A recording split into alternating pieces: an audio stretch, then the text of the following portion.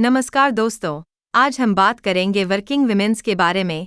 जो महिलाएं काम करती हैं वो अपने हार्ट की देखभाल कैसे करें। हार्ट की बीमारियों से बचने के लिए वर्किंग वुमन फॉलो करें ये 5 टिप्स। घटेगा हार्ट अटैक का खतरा। वर्किंग वुमन हार्ट हेल्थ पर ध्यान दें, क्योंकि बढ़ता स्ट्रेस, गलत लाइफस्टाइल और फिजिकल एक्टिविटी की कमी हार्ट की बीमारियों का जोखिम बढ़ाती है। आज की तेज रफ्तार जिंदगी में वर्किंग महिलाओं की लाइफ में कई चुनौतियां मौजूद हैं। काम के लंबे घंटे, घर की जिम्मेदारियां और स्ट्रेस के कारण उनकी स्वास्थ्य प्राथमिकताएं अक्सर पीछे छूट जाती हैं। ऐसे में हार्ट हेल्थ का ख्याल रखना बेहद जरूरी हो जाता है। हार्ट की बीमारियां, जैसे हार्ट अटैक और हाई ब्लड प्रेशर, महिलाओं में तेजी से बढ़ रही हैं। आज की महिलाएं घर और काम दोनों की जिम्मेदारी निभा रही हैं, जिससे उनके रूटीन में असंतुलन पैदा होता है। पर्याप्त आराम और हेल्दी आदतें न अपनाने से हार्ट हेल्थ प्रभावित होती है। इस स्थिति से बचने के लिए कुछ आसान और असरदार टिप्स अपनाए जा सकते हैं। आइए जानते हैं हार्ट की बीमारियों से बचाव के लिए वर्किंग महिलाओं के लिए जरूरी टिप्स। 1. रेगुलर हेल्थ चेकअप कराएं। वर्किंग वुमन को साल में कम से कम एक बार हेल्थ चेकअप जरूर कराना चाहिए। इसमें हार्ट से जुड़े टेस्ट, जैसे ईसीजी, लिपिड प्रोफाइल और ब्लड प्रेशर की जांच शामिल होने चाहिए। अगर परिवार में हार्ट डिजीज का इतिहास है, तो चेकअप की फ्रीक्वेंसी बढ़ा दें। डॉक्टर की सलाह अनुसार जीवन शैली और डाइट में बदलाव करें। रेगुलर चेकअप से आप लंबे समय तक स्वस्थ रह सकती हैं।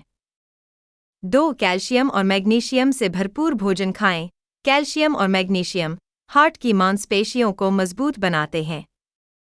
इन्हें डाइट में शामिल करने के लिए डेयरी प्रोडक्ट्स, जैसे दूध और दही और सूखे मेवे जैसे बादाम और अखरोट खाएं। हरी पत्तेदार सब्जियां जैसे पालक और मेथी भी अच्छे स्रोत हैं। ये पोषक तत्व हाई बीपी को कंट्रोल करते हैं और दिल की बीमारियों से बचाते हैं। सप्लीमेंट्स का सेवन डॉक्टर की सलाह पर ही करें। 3. ट्रांस फैट्स से बचें। प्रोसेस्ड फूड्स और बाहर के खाने में ट्रांस फैट्स होते हैं, जो हार्ट की धमनियों को ब्लॉक कर सकते हैं। इससे हार्ट अटैक और अन्य हृदय रोगों का खतरा बढ़ जाता है। ऐसे फूड्स से बचने के लिए घर का बना ताजा खाना खाएं। पैकेज्ड स्नैक्स के लेबल जरूर चेक करें और कम सैचुरेटेड फैट वाले विकल्प चुनें। फ्राई की बजाय बेक या ग्रिल की हुई चीजें खाएं। 4. सुबह की दिनचर्या को सुधारें। एक हेल्दी सुबह पूरे दिन की एनर्जी को तय करती है। दिन की शुरुआत गुनगुने पानी में नींबू या शहद मिलाकर पीने से करें। यह शरीर को डिटॉक्स करने और मेटाबॉलिज्म को तेज करने में मदद करता है। सुबह के वक्त नाश्ता कभी न छोड़ें और इसमें पोषक तत्वों से भरपूर चीजें जैसे दलिया, स्प्राउट्स या फ्रूट शामिल करें। यह आदत हार्ट की बीमारियों से बचाव में मदद करेंगी। 5. स्लिप पैटर्न सुधारें। नींद की कमी या खराब स्लिप पैटर्न दिल की बीमारियों का बड़ा कारण हो सकता है। वयस्कों को हर रात कम से कम 7 से 8 घंटे की गहरी नींद लेनी चाहिए। सोने और जागने का समय तय करें और इसे फॉलो करें। सोने से पहले स्क्रीन टाइम को कम करें और कैफीन का सेवन न करें। अच्छी नींद न केवल आपके दिल को स्वस्थ रखती है, बल्कि आपके दिन भर की एनर्जी को भी बनाए रखती है। इन आसान और असरदार टिप्स को अपनाकर वर्किंग महिलाएं खुद को हार्ट की बीमारियों से बच सकती हैं और स्वस्थ जीवन का आनंद ले सकती हैं। दोस्तों, अब बात करते हैं अस्थमा और अस्थमा के साथ होने वाली और बीमारियों की। क्या अस्थमा के कारण पल्मोनरी फाइब्रोसिस हो सकता है? जाने इनके बीच कनेक्शन। अस्थमा और पल्मोनरी फाइब्रोसिस के बीच गहरा कनेक्शन है। दोनों ही लंग्स से संबंधित समस्या है। जाने इनसे जुड़ी अन्य जरूरी बातें। दोस्तों, अस्थमा एक क्रॉनिक लंग डिजीज है। आमतौर पर मौसम बदलने, धूल मिट्टी के आसपास रहने या गंदगी में अधिक समय बिताने के कारण अस्थमा ट्रिगर हो जाता है। ऐसे में अस्थमा के मरीज के लिए सांस लेना मुश्किल हो जाता है, उन्हें लंबे समय खांसी होने लगती है और सीना भी भारी हो जाता है। खासकर बदलते मौसम और पोल्यूशन के कारण अस्थमा के मरीजों की दिक्कतें बढ़ जाती हैं। यही कारण है कि विशेषज्ञ सलाह देते हैं कि अस्थमा के मरीज अपनी सेहत का ध्यान रखें और गंदगी से दूर रहें।